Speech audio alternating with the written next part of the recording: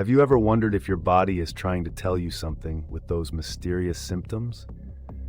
Rebecca, an otherwise healthy woman, began experiencing persistent sneezing fits with no apparent allergen in sight. Despite numerous medical tests, the cause remained undiagnosed. It wasn't until she sought therapy that the true trigger was unveiled.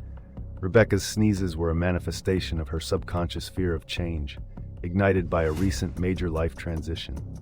Through self-reflection and therapy, Rebecca learned to embrace her fears, leading to the eventual disappearance of her symptoms. This remarkable story highlights how our bodies can manifest hidden fears in unexpected ways.